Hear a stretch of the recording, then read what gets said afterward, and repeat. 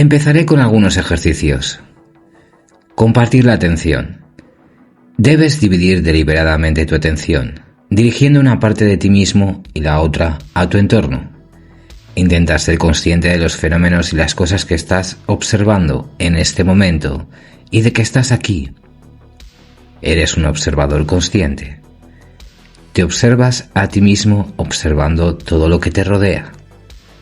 Intenta ser consciente al mismo tiempo de las palabras que estás escuchando y de ti mismo escuchándolas.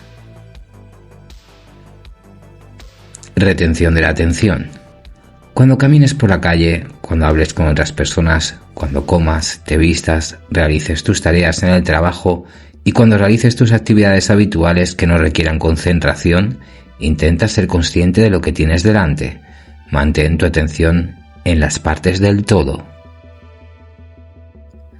Entrenamiento de la atención dividida. Si otra persona está delante de ti, fíjate en el color de sus ojos, la forma de su nariz, sus cejas y sus labios, el estilo de su pelo, el color y el estilo de su ropa, la textura de su tejido. Si es posible, mantén tu atención en todos ellos al mismo tiempo. Al mismo tiempo, intenta ser consciente de ti mismo observando estos detalles. Para ello, presta parte de tu atención al lugar en el que te encuentras, a la posición de tu cuerpo, a tus sensaciones, a tu estado de ánimo, a los pensamientos que te vienen a la cabeza. Sin embargo, no hay que dejarse llevar por ellos, seguir compartiendo la atención y la conciencia del propio esfuerzo durante el mayor tiempo posible. Visión consciente. Se basa en el siguiente hecho. Cuando el celador se duerme, dejamos de ver con claridad lo que tenemos delante.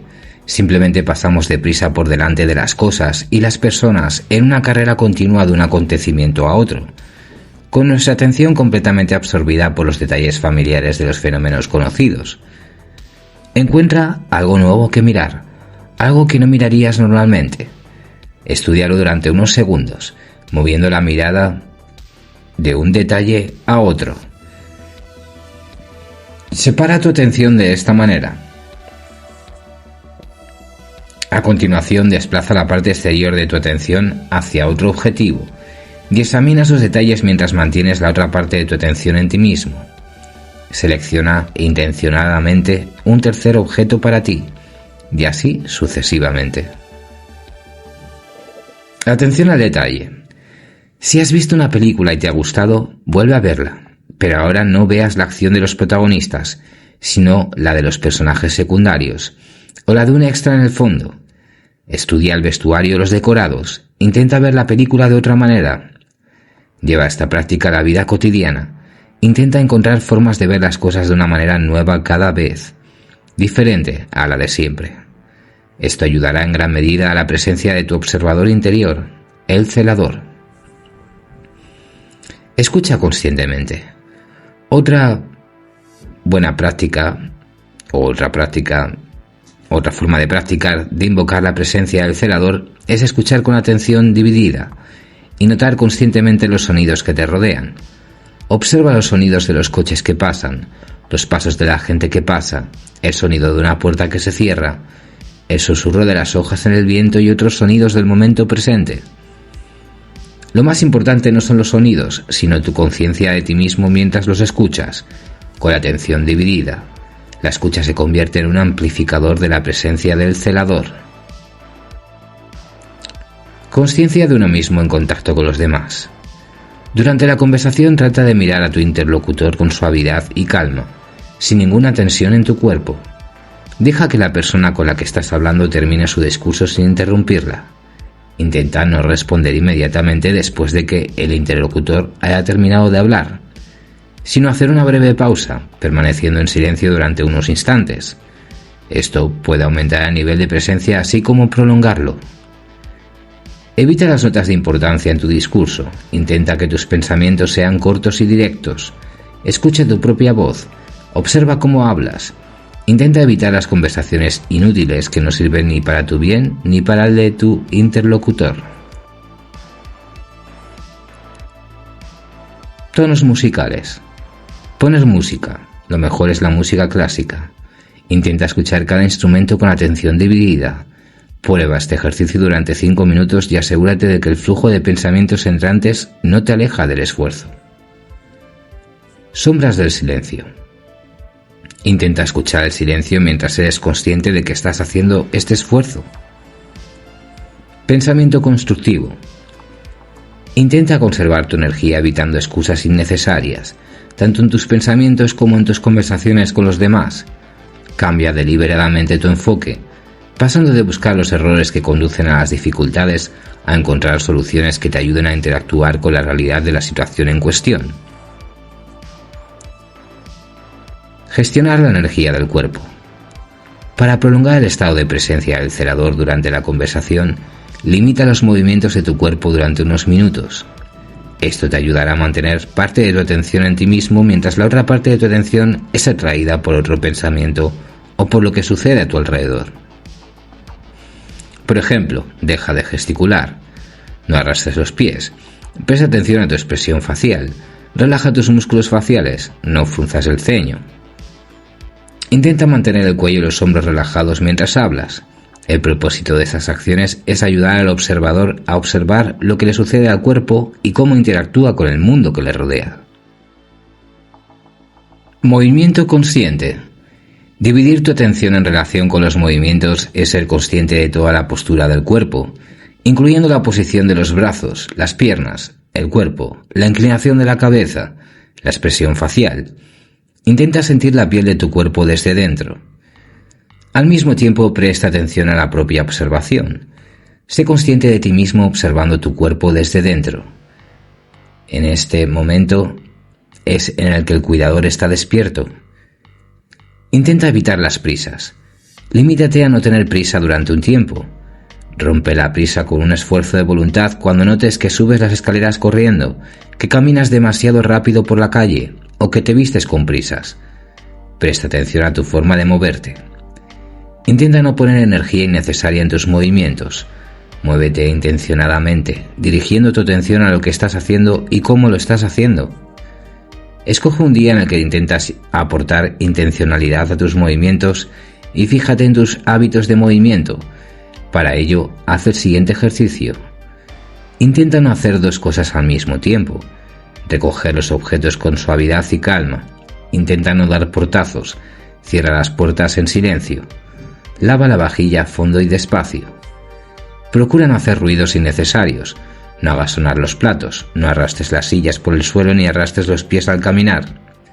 Intenta encontrar tus propias formas de atraer la atención y la intencionalidad a los movimientos como resultado de tus observaciones, para poder utilizarlos la próxima vez. Pensamiento consciente. A lo largo del día, utiliza intencionadamente la conciencia para evocar la presencia en el movimiento. No dejes que la conciencia saboree los pensamientos e informaciones negativas.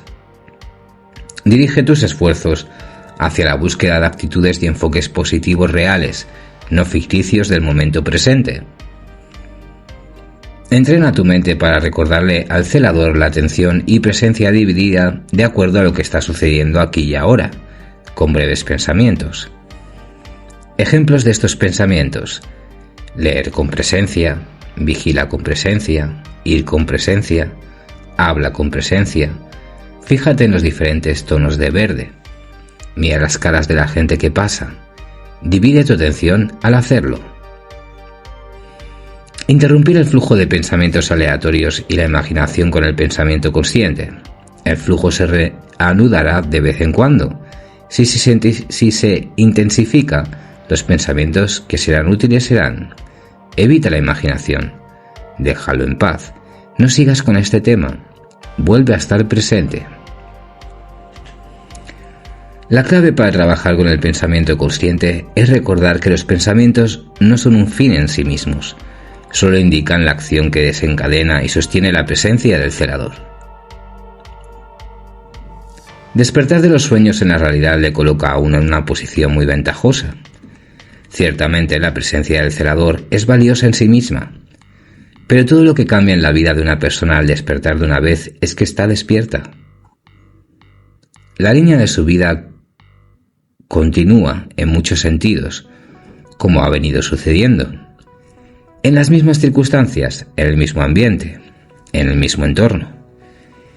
Si la vida de uno antes del despertar estaba llena de eventos interesantes, prosperidad y belleza, entonces con el despertar del celador uno puede apreciar verdaderamente toda esta abundancia, ya que uno se convierte en un testigo feliz y consciente de su propia vida.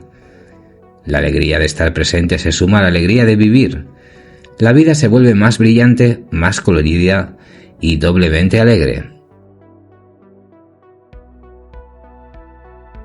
Si la vida de una persona antes de despertar ha sido de constante preocupación, trabajo duro, falta de recursos y falta de buenas relaciones con sus seres queridos, todo este bagaje seguirá acompañándole cuando el celador salga de su estado de vigilia. Recordemos la conocida parábola del pasajero, el conductor, el caballo y el carro. Permíteme recordarte que en esta parábola el pasajero representa al celador, el conductor representa la mente, el caballo representa el alma y el carruaje representa el cuerpo físico de la persona. Supongamos que nuestro pasajero sube al carruaje en Moscú para ir a Peterhof, a ver las famosas fuentes doradas, el palacio y los parques. El carruaje no viajaba solo por la carretera. A su lado había otros carruajes, cuyos conductores no dejaban de hablar entre sí. Hablaron de los lugares que habían visitado, de los peligros que habían encontrado y de las diversas aventuras que habían vivido. De vez en cuando le daban a nuestro conductor fuertes consejos sobre los mejores lugares a los que ir y las mejores cosas que ver. Como el consejo parecía bastante razonable, nuestro conductor creyó conveniente seguirlo. La carretera por alguna razón se llenó de baches y el pasajero siguió temblando. Incluso antes de salir de Moscú se mareó bastante y cayó en un profundo sueño. Mientras tanto el conductor empezó a perderse en las bifurcaciones de la carretera y a girar por decisión propia o por consejo de otros. A un giro le siguió otro giro, a un cruce otro cruce, y así nuestro carruaje se encontró en una carretera desconocida. El camino atravesaba pantanos y densos bosques. A veces llovía. El camino se había vuelto pegajoso y difícil de transitar. El caballo estaba agotado y apenas podía seguir el ritmo. El carruaje se quedó atascado y el conductor empezó a sospechar que se había equivocado de camino. De repente se dio cuenta de que no sabía a dónde iba y no sabía por qué iba ahí. Desesperado, el conductor lanzó un grito de auxilio y sus gritos pronto despertaron al pasajero. Afortunadamente, el pasajero sabía dónde iba y recordaba el camino correcto hacia el destino deseado, pero la realidad circundante parecía más bien deprimente. La carretera no era más que baches y topes. A su alrededor había pantanos, barro, un bosque denso y un cielo gris. Era consciente de que si volvía a quedarse dormido, el conductor volvería a extraviarse, así que el pasajero le pidió al cochero que mirara a su alrededor de vez en cuando y se asegurara de que él, el pasajero, no se quedara dormido. La vida de muchas personas es como este tipo de viaje. A menudo sucede que uno se despierta de un sueño de vigilia y descubre amargamente que la realidad en la que se encuentra no satisface plenamente su alma, que vive con una persona que no quiere, que su piso es estrecho, sombrío e incómodo. Va todos los días a un trabajo aburrido y mal pagado, comprando en las tiendas no lo que le gusta y quiere, sino lo que puede pagar. Las cosas no funcionan. Hay obstáculos por todas partes y todo parece irse al infierno. ¿Cuál es la salida de todo esto? ¿Hay una salida? Hay una salida, y más de una, pero la mayoría de la gente busca cambiar la situación de maneras familiares que dependen de la intención interna. Siguen influyendo en la realidad que les rodea. La persona llega a una forma de vida indeseable para sí misma en gran medida porque ella misma entrega el control de su propio pensamiento a los péndulos destructivos. Son los péndulos los que han llenado la mente humana con diversas actitudes y actitudes que crean sin cesar un exceso de potencial en el campo energético informativo. E incluso si una persona va donde quiere ir, sus excesivos potenciales crean muchas dificultades y obstáculos en su propio camino. Por lo tanto, desde el principio, una persona necesita hacer un trabajo de reestructuración de su pensamiento, Hay que aprender a pensar de tal manera que no se creen potenciales excesivos, para no caer bajo la influencia de los péndulos destructivos. Al mismo tiempo, tiene sentido aprender a sintonizar la frecuencia de emisión de pensamientos y sentimientos con los parámetros de aquellas líneas de vida que uno considera ideales para sí mismo, y para ello es necesario cambiar la actitud ante la realidad, ante lo que está sucediendo ahora. Si no se trabaja a fondo la mentalidad, ninguna acción externa llevará a la persona al objetivo deseado. Salir de la influencia de los péndulos, en primer lugar, significa salir de su influencia en el pensamiento. Los péndulos mantienen el pensamiento de una persona dentro de los estrechos confines de un pequeño sector en el espacio variante. Esto sucede a través del pensamiento contrapuntístico, donde empieza a pensar en todo desde una posición de sí o no. Si no es bueno, entonces es malo. Si no estás con nosotros, entonces estás contra nosotros, etc. El pensamiento se estrecha y se vuelve bidimensional o plano, lo que conduce inevitablemente a una necesidad constante de afirmar el propio punto de vista e imponerlo a los demás. Es este tipo de pensamiento el que crea todo tipo de problemas, ya que uno hace depender su bienestar de todo tipo de cosas y situaciones. Si no hago esto, no tendré esto. Si no tengo aquello, seré desgraciado. Hay un aumento de la importancia y una inevitable acumulación de exceso de potencial. La fortuna se aleja y los obstáculos empiezan a crecer por todas partes, como las setas después de la lluvia. Tiene sentido reexaminar todas las nociones bidimensionales que se han arraigado en nuestro pensamiento y ampliar nuestros horizontes. Esto no cuestiona todas las ideas existentes sobre la vida y el mundo, sino que simplemente nos libera de la influencia de los péndulos, principalmente nuestro propio pensamiento. El pensamiento a través de los opuestos fue creado por los péndulos para gestionar la razón. En realidad no hay opuestos, hay diversidad. Piénsalo. ¿Qué es lo contrario de una mesa, por ejemplo? ¿Dónde está su principio y dónde está su final? ¿Qué es lo opuesto al hogar? ¿Qué es lo opuesto al presente en el que nos encontramos? ¿Qué es lo opuesto de un globo? ¿Qué es lo opuesto de la electricidad? Nada. ¿Qué es lo opuesto de una persona? La persona no es lo contrario, mejor dicho, el hombre no es lo contrario de la mujer. Es que cada sexo tiene sus propias tareas y responsabilidades en este mundo. Además, hay hermafroditas, seres vivos con características de ambos sexos. ¿Qué es lo contrario a ellos, entonces? Hay que tener en cuenta que una persona, un hombre, no se siente atraído por todas las mujeres, sino solo por un pequeño número de ellas que corresponden a un determinado tipo de apariencia. Lo mismo puede decirse de las mujeres. Y también existe el tipo de persona que siente una atracción igual de fuerte por ambos sexos. Vayamos más allá. ¿Qué es lo contrario de +2? Dirás, -2. Eso parece correcto.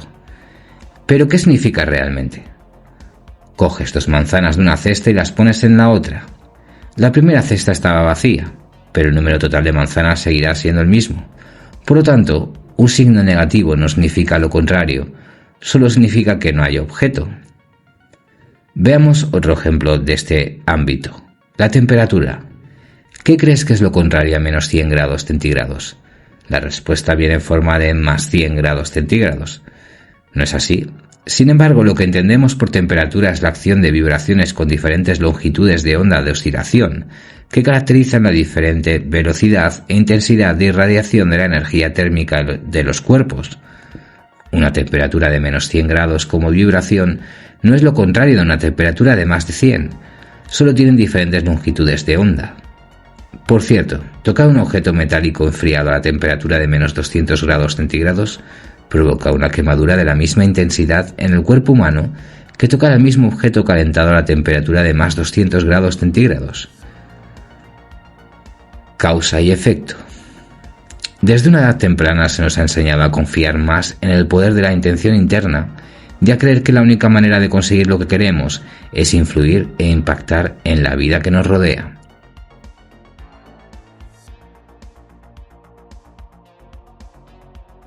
Con el tiempo, la mente se acostumbra a tener en cuenta el desarrollo de las relaciones visibles entre las cosas. La sabiduría convencional es que si se hace una cosa, implicará una segunda, y una segunda implicará una tercera.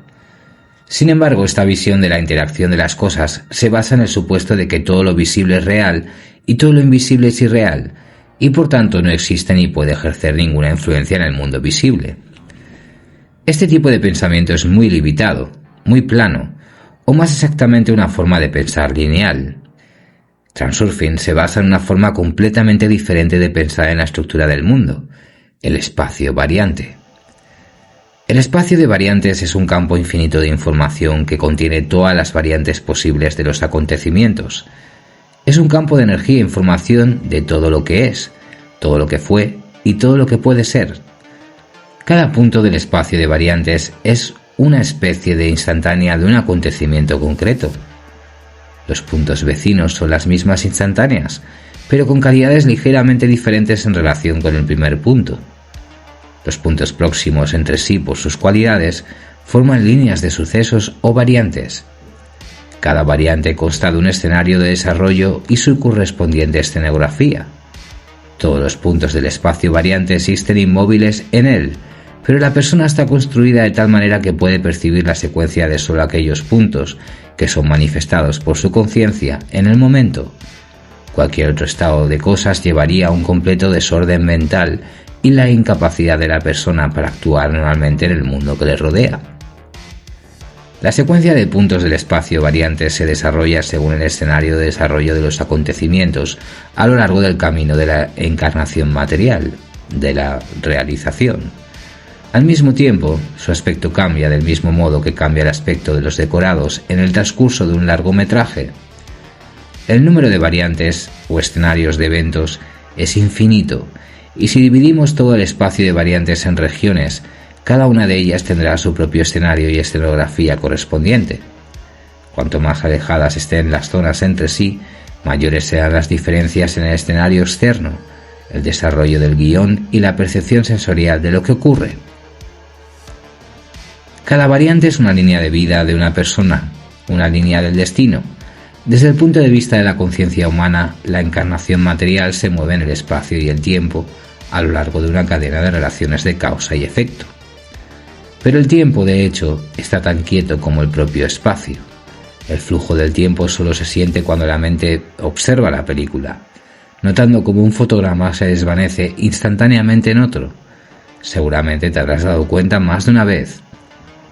Si llegas tarde, el tiempo parece pasar muy rápido, pero cuando estás esperando a alguien, ¿te parece insoportablemente lento? Esto significa que la mente está viendo los fotogramas a diferentes velocidades y por lo tanto la sensación del flujo del tiempo comienza a cambiar también. Si se desenrolla la película, se puede ver que todos los fotogramas ya existen al mismo tiempo. Y hasta que no empecemos a verlos uno por uno, el tiempo también permanecerá quieto. Así funcionan también las cosas en la vida. Por lo tanto, el concepto de causa y efecto está profundamente arraigado en la mente.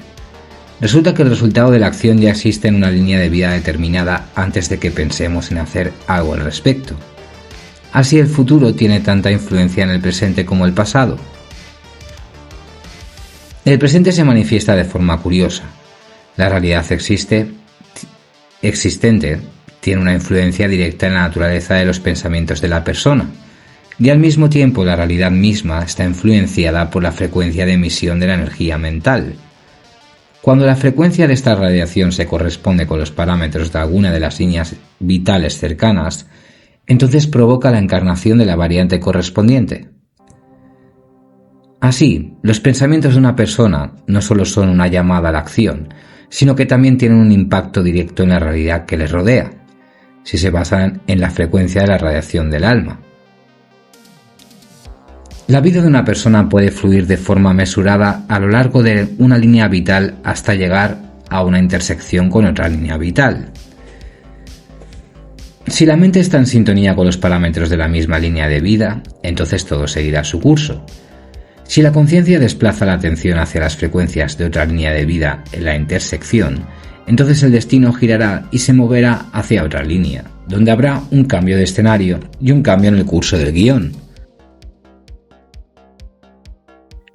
Imagínate, subes a un tren de larga distancia y viajas en tu vagón. El tren pasa por ríos, campos, pequeños pueblos y otras cosas. El cambio de escenario fuera de la ventana no depende de ti, y si te gusta la vista del lago, no está en tu mano quedarte por ahí. Por supuesto, puedes correr a través de los coches e imaginar que consigues quedarte más tiempo junto al lago por tu voluntad, pero esta es solo una ilusión. El tren seguirá moviéndose sin importar lo que hagas en él. Sin embargo, el trayecto del tren se cruza con otras vías férreas, en las que hay estaciones en las que el tren reduce la velocidad y realiza breves paradas. En las estaciones es posible que suban al tren nuevos pasajeros y que el escenario de tu vida cambie ligeramente. Si el tren te conviene y estás contento con las vistas que hay fuera de la ventana, todo está bien. Pero si tus compañeros son agitados y las vistas son deprimentes, nadie te prohíbe bajarte en la siguiente estación y cambiar de tren. Nadie te impide elegir tu propio destino.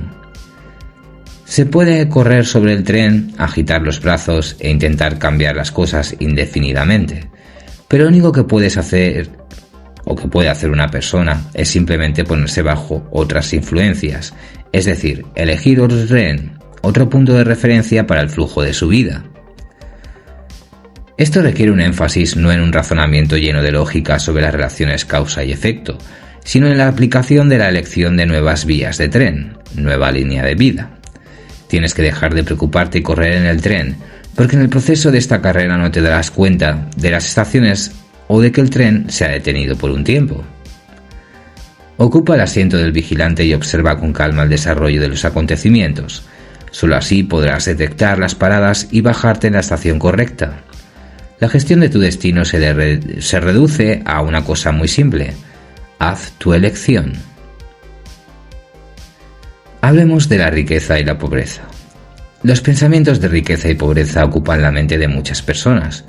Sin embargo, cuando la mente comienza a ver este ámbito de la vida en términos opuestos, uno tiene muchos motivos de preocupación y problemas derivados de ello.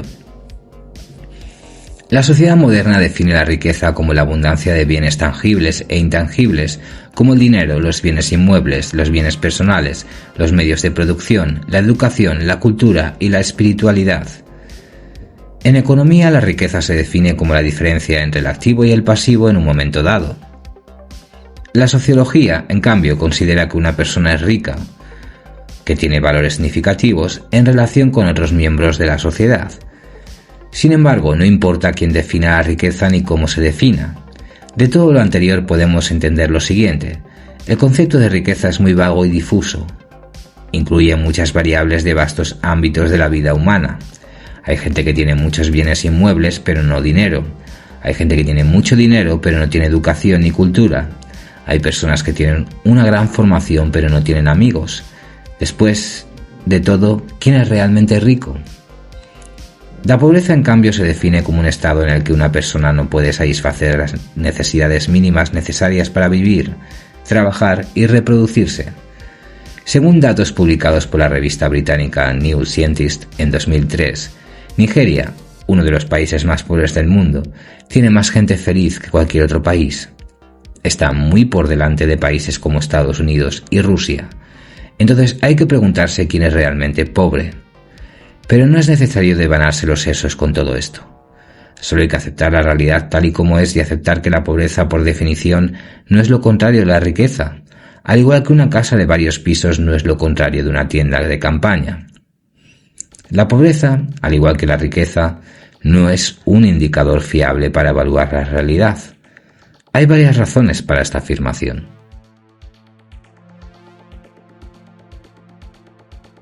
En primer lugar, nuestras condiciones de vida actuales son el resultado de nuestros pensamientos pasados y el resultado de las elecciones que hicimos hace tiempo. El presente es solo una medida de la frecuencia de nuestra radiación mental en el pasado. ¿Se puede decir que es un reflejo del pasado? La frecuencia de nuestra radiación mental en el presente determina la forma de la realización material del futuro. Cuando evalúas lo que ves ahora y empiezas a reflexionar seriamente sobre lo que ves, la frecuencia de tu radiación mental coincidirá con los parámetros de lo que ves en ese momento. Esto es genial, si por supuesto te gusta lo que estás viendo y quieres más de lo mismo en tu vida. Pero si ves las condiciones de tu existencia y las evalúas desde la perspectiva de la pobreza, entonces estás sintonizando la frecuencia de la radiación de tus propios pensamientos con los parámetros indeseables de la línea de vida actual. El día siguiente, en consecuencia, no te presentará más que pobreza.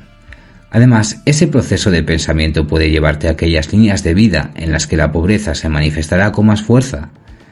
En segundo lugar, la pobreza y la riqueza no pueden ser criterios fiables para evaluar la realidad porque el espacio de variantes contiene un número infinito de líneas de vida. Algunas rebosan de riqueza, otras llevan manifestaciones de pobreza. Algunas no son ninguna de las dos cosas, otras empiezan con la pobreza y terminan con riqueza, etc. Hay un escenario en el que se tiene todo a pleno rendimiento, pero también hay un escenario en el que vives en el sótano de una casa en algún lugar remoto donde hace frío y es peligroso y andas entre cubos de basura, restos y ropa vieja. La línea de vida en la que termines está determinada por la frecuencia de tu radiación mental.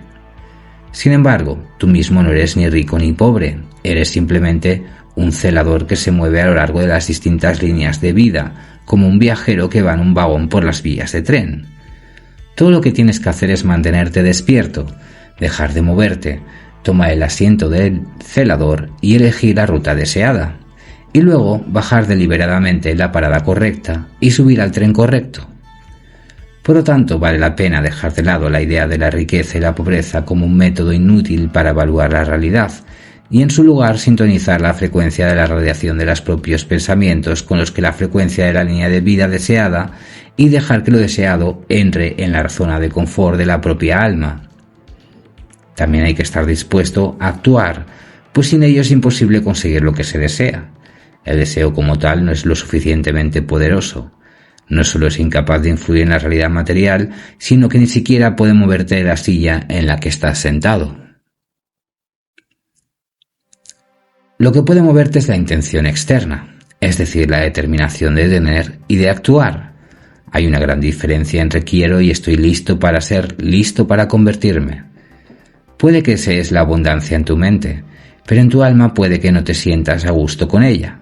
En tal caso, aunque tu mente te persuada de que todo es posible, no podrás dar ni un solo paso en dirección a tu objetivo. La abundancia debe entrar en tu zona de confort. Es difícil hacerlo inmediatamente, pero puede hacerse gradualmente. Hay 3 pequeños ejercicios prácticos que te ayudarán a ampliar considerablemente tu zona de confort. Cada uno de ellos no te llevará más de 1 hora de tu tiempo libre. Antes de cada ejercicio, dúchate y ponte la mejor ropa que creas adecuada para el objetivo del ejercicio. Asegúrate de que está limpia y bien planchada y de que tus zapatos están pulidos. El primer ejercicio es ir a un museo con exposiciones exquisitas y caras. Debes acudir a exposiciones de interiores y mobiliario para el hogar. Encuentra exposiciones que te gusten. Quédate con ellas y estúdialas con detalle. Presta atención a su forma, color, calidad del trabajo y material. A continuación, vuelve a pasear tranquilamente por toda la exposición, pero ahora como si estuvieras en tu casa y todos los cuadros, muebles y utensilios expuestos fueran de tu propia colección personal. Al final de tu visita, pregúntate cómo te sentirías si vieras estas cosas en tu casa todos los días. Si te sientes cohibido o incómodo al hacer el ejercicio, repítelo la semana siguiente, y así sucesivamente hasta que finalmente te sientas natural. Una vez que hayas contemplado el primer ejercicio, puedes pasar al segundo, más difícil. Necesitarás el mejor hotel de tu ciudad. Un hotel de 5 estrellas estaría bien, de aproximadamente el mismo uniforme que en el primer ejercicio. Este nuevo ejercicio consiste en ir al vestíbulo del hotel elegido y sentarse en una de las sillas vacías durante una hora. Si alguien del hotel se te acerca y te ofrece ayuda, dile que tienes una cita con un conocido que se aloja aquí y que te sentarás allí a esperarle. El objetivo es el mismo que en el primer ejercicio: lograr una sensación de comodidad íntima en este entorno. Practica la atención dividida e intenta relajarte, y desconecta mientras te sientas en la silla. Si experimentas oleadas de miedo y malestar, si tienes ganas de huir del hotel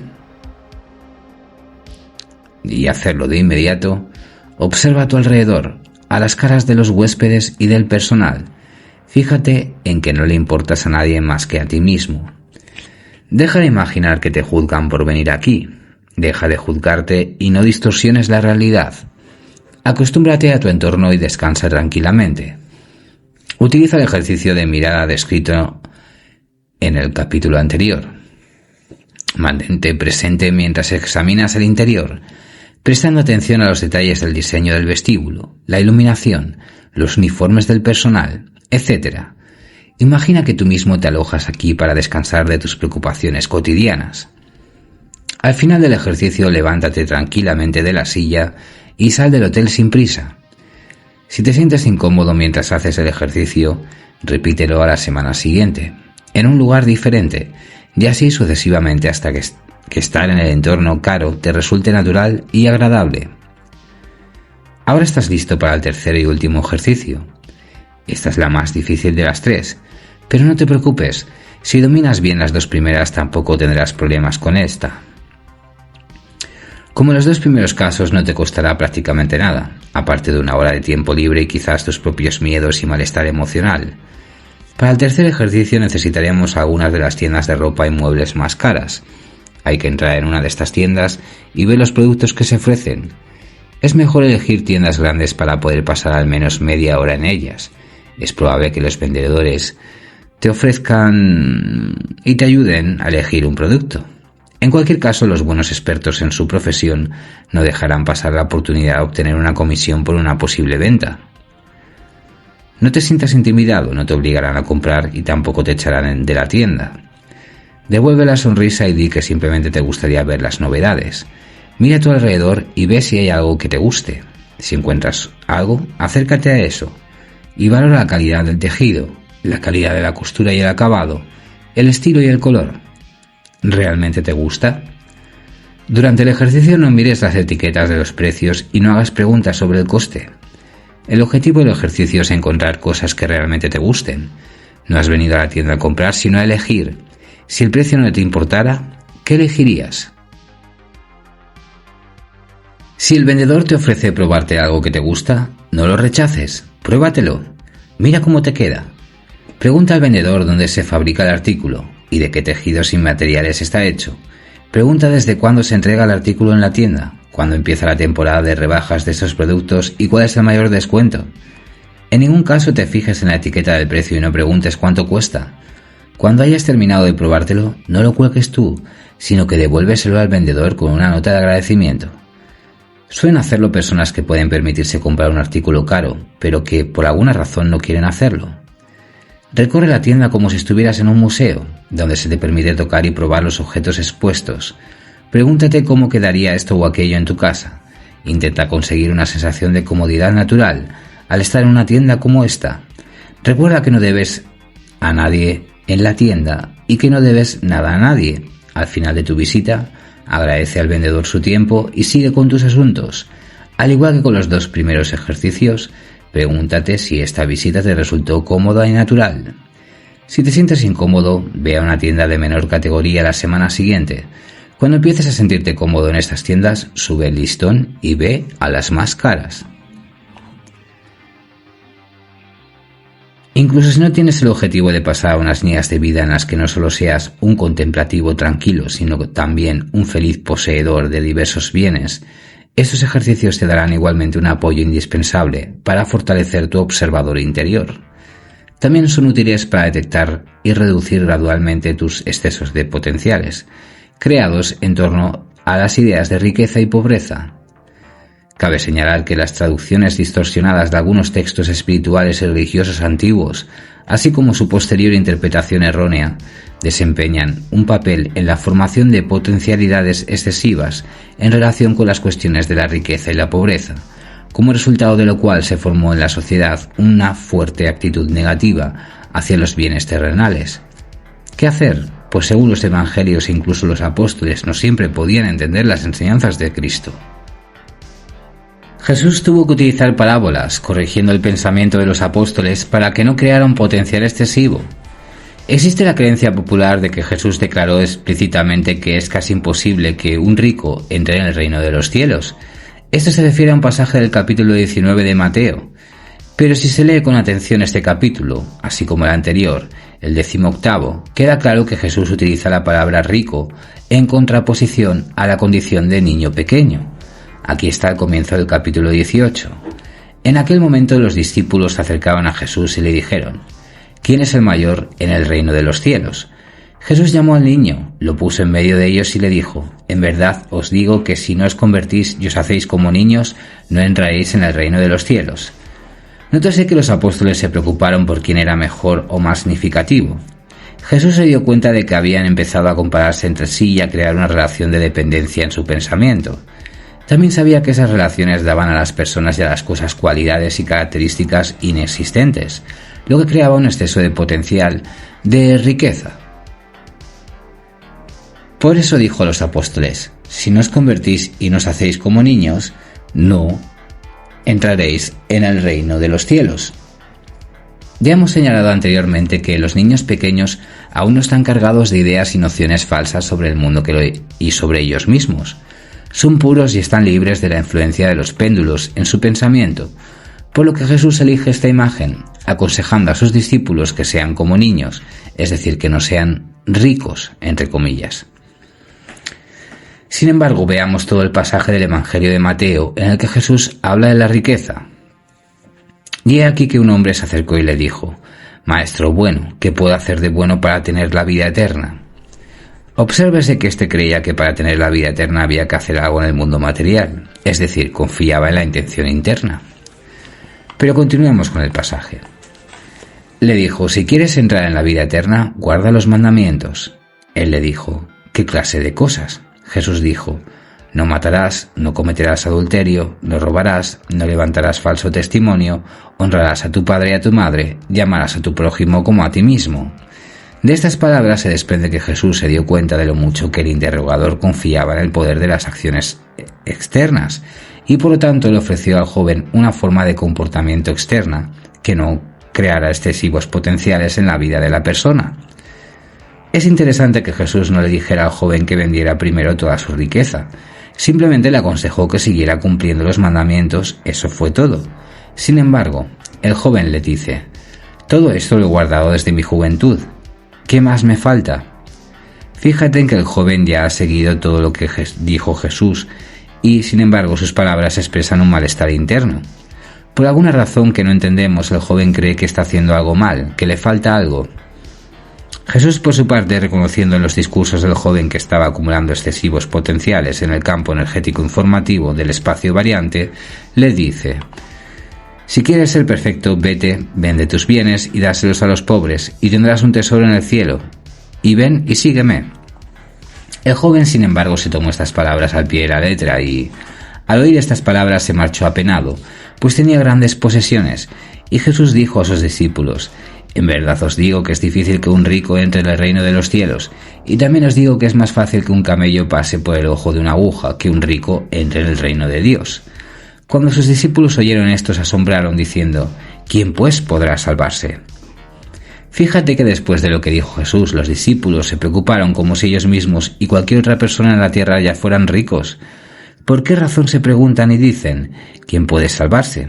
Obviamente en este pasaje del Nuevo Testamento la referencia a las riquezas es alegórica. Los discípulos de Cristo se dieron cuenta de que ellos mismos eran ricos, pero no en el sentido literal de la palabra, sino en significado alegórico. No eran ricos en posesiones materiales, sino en potencial excedente.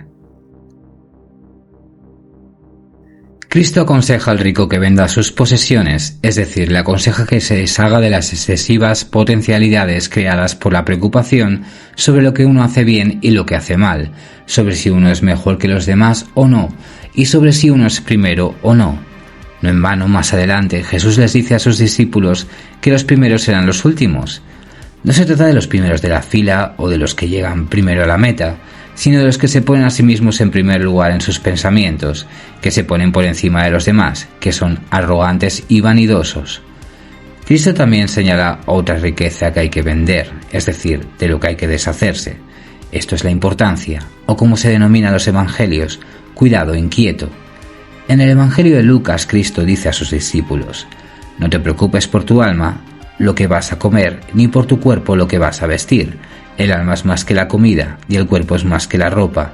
Mira los cuervos, no siembran ni cosechan, no tienen almacén ni granero, y Dios los alimenta. Cuánto mejor que las aves eres tú. ¿Y quién de vosotros por estar ansioso puede añadir un solo codo a su estatura? Por lo tanto, si incluso no eres capaz de hacer lo mínimo, ¿qué te importa el resto?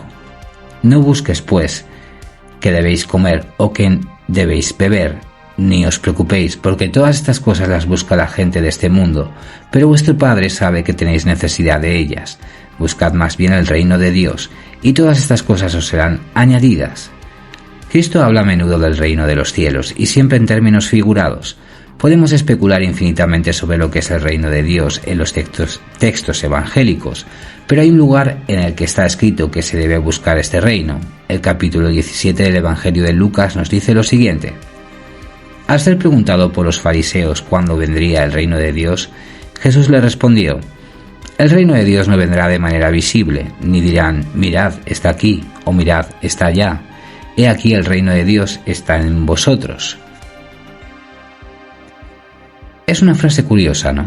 Resulta que el reino de Dios está dentro de todos nosotros. Pero ¿cómo puede ser eso? ¿Y por qué entonces se cree universalmente que el reino de Dios está en algún lugar ahí fuera, en los reinos celestiales? Pues lo fácil que es desequilibrar la razón y confundirla. Pero los evangelios no fueron escritos con ese propósito.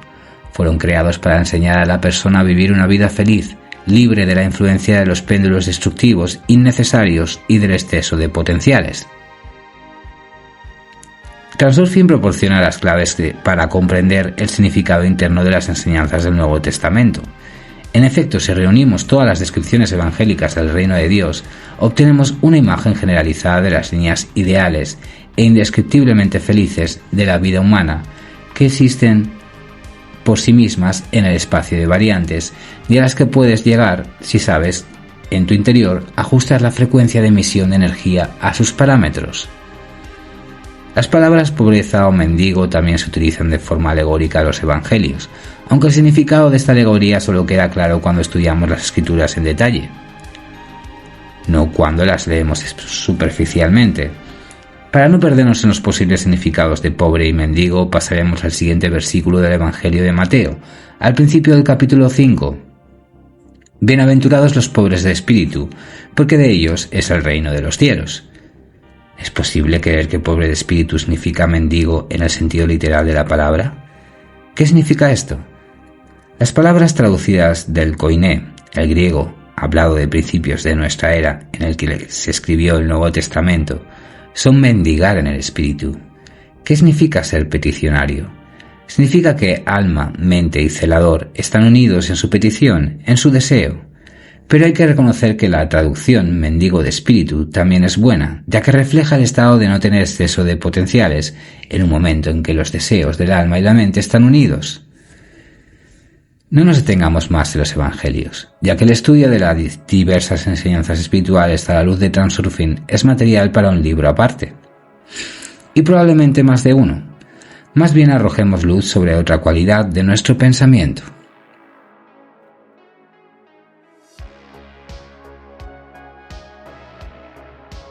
Hablemos del bien y el mal. ¿Qué son el bien y el mal en la realidad? La idea del bien y el mal se encuentra en el corazón de toda la moral humana y determina no solo la naturaleza y el tipo de acciones humanas, sino también la naturaleza del pensamiento humano. ¿Qué observamos en la realidad? Vemos que la idea del bien y del mal es interpretada de manera diferente por diferentes personas. La mayoría de la gente llama maldad a lo que interfiere con sus intereses y deseos, a lo que les priva del bien en su propio entendimiento. Pero todo el mundo es diferente y cada persona tiene sus propias necesidades especiales y peculiares. Lo que es bueno para uno puede ser completamente inútil para otro. Hay que entender que nadie comete un acto deliberadamente por el mal mismo. Cada persona actúa sobre la base de su propia comprensión del bien. ¿Crees que un terrorista suicida secuestra un avión en aras del mal? No, cree que está haciendo un bien por la independencia de su país y cree que su alma irá al cielo después de que el avión explote. Está haciendo una buena obra para sí mismo y para su pueblo. Por extraño que parezca, la gente suele cometer delitos solo en interés del bien. Esto ocurre por la gran ignorancia de la persona y su profundo sueño nocturno. En su ignorancia, la persona cree que todo lo que se considera bueno es también bueno para todos los demás en la Tierra, y que lo que no entra en esta categoría es malo. Es ingenuo esperar que la gente se ponga de acuerdo en lo que es bueno. Sin embargo, en un sueño, en la realidad, uno ni siquiera es consciente de lo que realmente es bueno para uno y no puede beneficiarse de ello. Es útil considerar el bien y el mal solo a la luz de la capacidad de vivir una vida equilibrada en la que la mente escucha al alma y el celador está despierto. Entonces todo lo que contribuye al despertar del celador y a vivir en equilibrio será bueno, y todo lo que sumerja al celador en el sueño y lo mantenga a uno a merced de los péndulos será malo. Toda persona, sea o no consciente de ello, tiene objetivos, pero mientras la persona se rija por los hábitos de la mente, mientras no tenga conexión con su alma, no se dará cuenta de que la mayoría de las metas que considera propias le son impuestas por péndulos, que sigue ciegamente las metas de otras personas y que tiene una vaga idea de lo que realmente quiere. ¿Te has preguntado alguna vez por qué los fabricantes de todo tipo de productos utilizan a estrellas de cine y deportistas famosos para promocionar sus productos? Porque son conscientes del deseo de belleza, reconocimiento, riqueza y la pareja perfecta de la gente. A veces las estrellas encarnan este ideal. Los magos de la publicidad saben cuántos fans tiene una determinada estrella y cuentan con que algunos de ellos quieran imitar a su favorito, tanto en estilo de vestir como en estilo de vida. Si ve que una actriz famosa es en una valla publicitaria con un bolso Gucci al hombro, ten por seguro que se venderá un cierto número de esos bolsos debido a la imagen de esta celebridad. Cuando una persona tiende a imitar a alguien con el paso del tiempo, empieza a reproducir la vida de otra persona de forma cada vez más precisa, comienza a vivir los intereses de los demás, que erróneamente y sin saberlo toma como propios. La publicidad exacerba en gran medida estas influencias y a menudo tiene un efecto hipnótico en las personas, aprovechando que pasan la mayor parte del tiempo soñando mientras están despiertas, cuando su capacidad para reconocer el presente está debilitada. Así los péndulos tratan de bajar suavemente la guardia para conseguir nuestra atención, nuestro tiempo, nuestro dinero y nuestra vitalidad. Siendo un péndulo por derecho propio, la publicidad es a menudo una herramienta en la batalla de otros péndulos para sus adherentes. Todas las esferas de la actividad humana están marcadas por una rivalidad incesante para llamar la atención, y como resultado, todo el entorno humano está rebosante de todo tipo de folletos publicitarios, carteles, stands, folletos, vídeos y banners de Internet. La rivalidad de los péndulos conduce a una abundancia de opciones, lo que sin duda puede jugar a favor de aquel cuyo celador está despierto. Los propios péndulos presentan todo lo necesario, como en bandeja de plata. Lo único que queda es extender la mano y tomar lo que el alma desea. Cuando el celador se despierta, es capaz de reconocer claramente si el producto agrada o no al alma. Sin embargo, debido a los frecuentes y largos periodos de estar en un estado de sueño hipnótico, esta capacidad del celador está embotada en la mayoría de las personas. En algunos casos se pierde hasta el punto de que uno tiene una idea muy vaga de lo que realmente quiere, porque no es consciente en absoluto de qué deseos provienen de la mente y qué deseos provienen del alma. Los deseos de la mente son débiles, pero están lógicamente justificados. Los deseos del alma son poderosos y potentes, pero el alma no es racional y rara vez se manifiesta. En tales circunstancias, la mente no nota la diferencia de deseos, solo adivina tal diferencia, pero solo cuando hay fuertes contradicciones en los propios deseos, y para no desconcertar en la elección comienza a confiar en su propia lógica de hierro, y esto a menudo esquiva los intereses del alma. Sin embargo, la situación no es tan desesperada como parece, ya que es posible entrenar a nuestro celador y a nuestra mente para escuchar y reconocer la voz del alma. He aquí algunas formas de que puedes aplicar en tu vida. Uno de los métodos más eficaces es la prueba a ciegas. Por ejemplo, vas a descubrir cuál es el perfume que más te conviene y que más te gusta.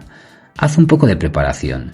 Coge entre 15 y 20 bolsitas de plástico transparentes para meter las muestras de olor. Toma almohadillas de algodón sin perfume y colócalas por separado en cada bolsa. Coge un papel y escribe los números en orden ascendente de arriba a abajo. Numera cada bolsa con un número. Ve a una perfumería. En la tienda, sin prestar atención a las marcas de fragancias, coge frascos de muestra. Empapa un algodón en el agua del inodoro Ella escribe el nombre en un papel, según el número de la bolsa. Puedes evitar deliberadamente los olores que conoces. Coloca tu muestra en una bolsa y ciérrala para que la muestra no se seque. Luego pasa a la siguiente botella. Llena todas las bolsas con muestras, anota todos los nombres de la hoja y luego vuelve a casa con valentía. En casa, pon las muestras delante de ti y ahora estás listo para la parte más interesante del experimento. El objetivo de todas las acciones anteriores es eliminar cualquier influencia de la mente en el proceso de evaluación del perfume. Recuerda que tienes que descubrir lo que te gusta, lo que le gusta a tu alma, no a tu mente. Ahora coge un bolígrafo, una nueva hoja de papel y escribe los números según el número de muestras. Coge la primera bolsa, llévatela a la nariz y huele la fragancia. Valora la fragancia en una escala de 5 puntos. Me gusta mucho, me gusta, no me gusta nada. No me gusta y no me gusta nada. Escribe tu calificación en un papel numerado junto al número de tu muestra. Haz una pausa y deja que la fragancia se disipe. Toma la siguiente muestra. Entonces, haz lo mismo. Cuando hayas terminado, selecciona solo las muestras que hayas calificado de muy buenas para la segunda fase del experimento y deja el resto a un lado. Ahora toma uno de los paquetes seleccionados y pásate un algodón perfumado por el interior de la muñeca.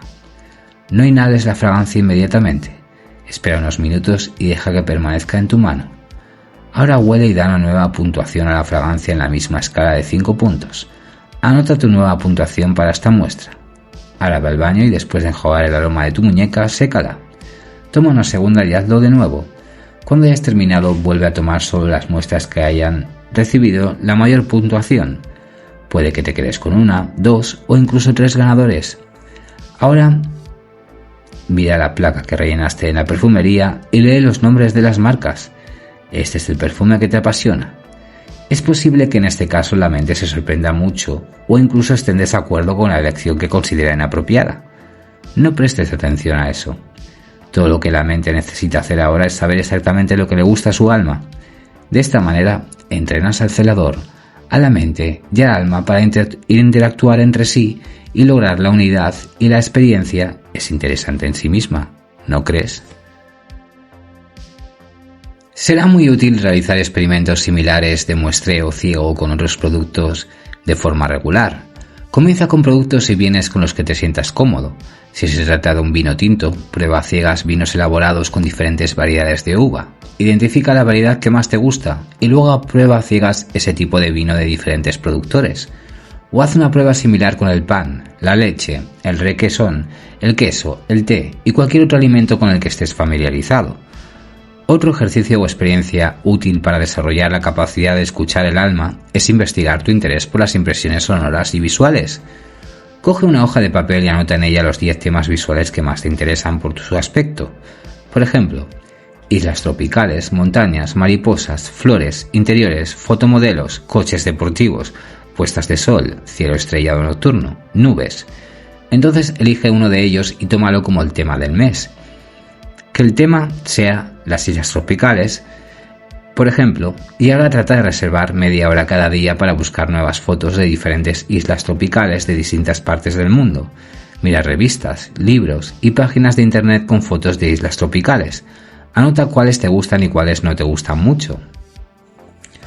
Cuando encuentres un cuadro que te guste mucho, no tengas prisa por desprenderte de él. Mantén la mirada durante 1 o 2 minutos y presta atención a los detalles. Estúdialos. Esta es una parte necesaria del ejercicio. No basta con saber lo que le gusta al alma y lo que no le gusta. El propósito de este ejercicio es estudiar los detalles de lo que te gusta. Si es posible, guarda la foto que te gusta en una carpeta aparte. Explora las vistas de las islas tropicales de diferentes partes del mundo de esta manera durante un mes. Y al final del periodo de exploración, toma todas las fotos que hayas acumulado e intenta seleccionar las 5 mejores.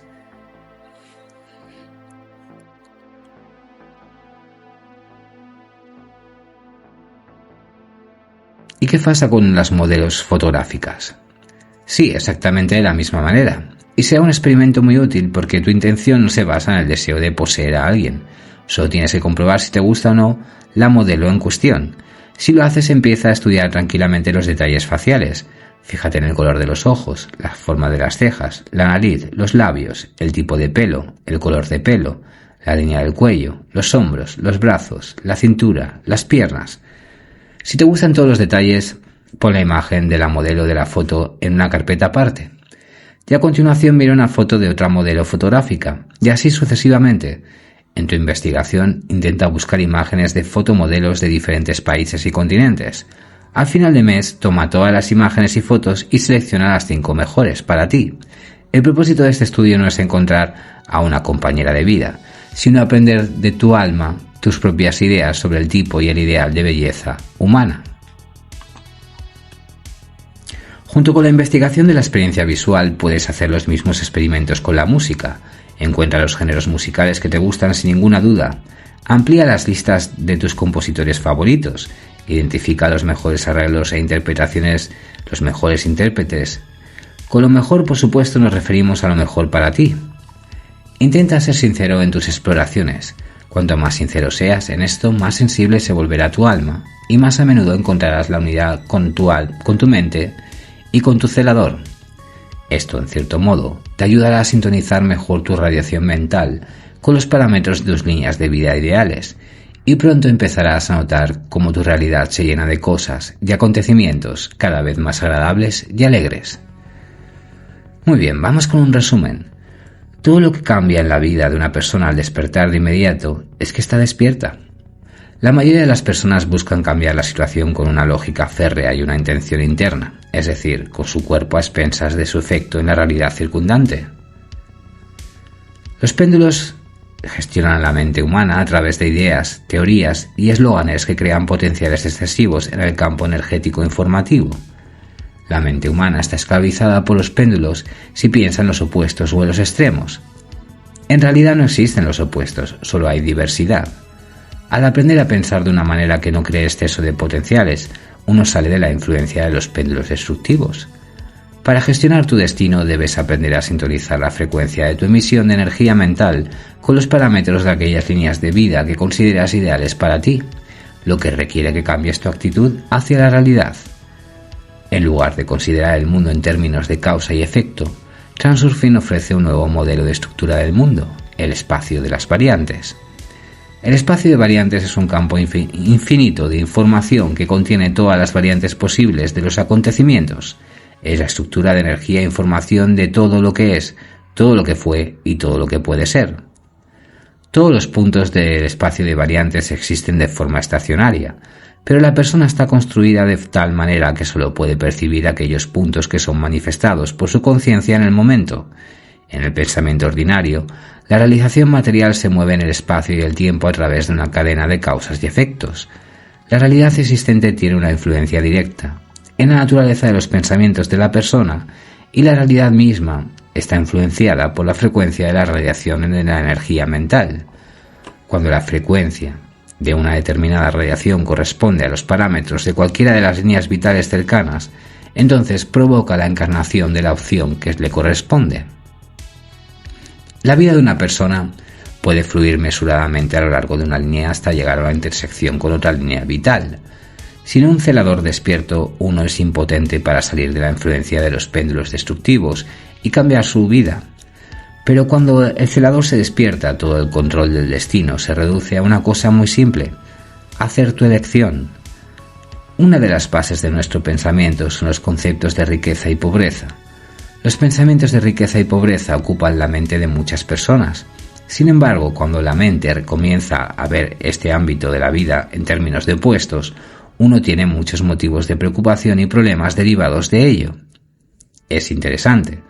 Según la revista británica New Scientist, el país más pobre del mundo, Nigeria, tiene el mayor número de personas felices y contentas, mientras que las mayores potencias del mundo, con sus enormes reservas de riqueza, encabezan el número de personas insatisfechas con su vida. Nuestras condiciones actuales de existencia son en realidad el resultado de nuestros pensamientos pasados y el resultado de las elecciones que hicimos hace tiempo. El presente no es más que una indicación de la frecuencia de nuestra radiación mental en el pasado. Se puede decir que es un reflejo del pasado.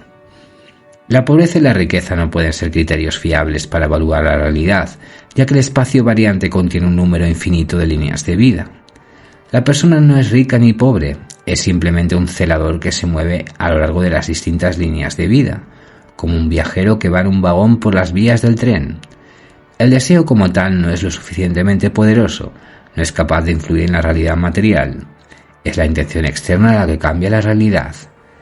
Las distorsiones en la traducción de algunos textos espirituales y religiosos antiguos, así como su posterior interpretación errónea, han desempeñado un papel en la formación de potenciales excesivos con respecto a la riqueza y a la pobreza, lo que ha dado lugar a una fuerte actitud negativa hacia los bienes mundanos. Transurfing proporciona las claves para entender el significado interno de las enseñanzas del Nuevo Testamento. La idea del bien y del mal se encuentra en el corazón de toda la moral humana y determina no solo la naturaleza y el tipo de acción humana, sino también la naturaleza de su pensamiento. La mayoría de la gente llama mal a todo lo que interfiere con sus intereses y deseos, que les priva del bien en su propia mente. Nadie comete un acto deliberadamente por el mal mismo. Cada persona actúa en base a su propia comprensión del bien. La idea del bien y del mal solo tiene sentido a la luz del despertar del celador. Hasta que uno no despierte, no se dará cuenta de que la mayoría de los objetivos le son impuestos por los péndulos. La rivalidad de los péndulos conduce a una abundancia de variantes, lo que juega a favor de aquel cuyo celador está despierto. Para aprender a cambiar el destino por elección, hay que entrenar al celador y a la mente para escuchar la voz del alma.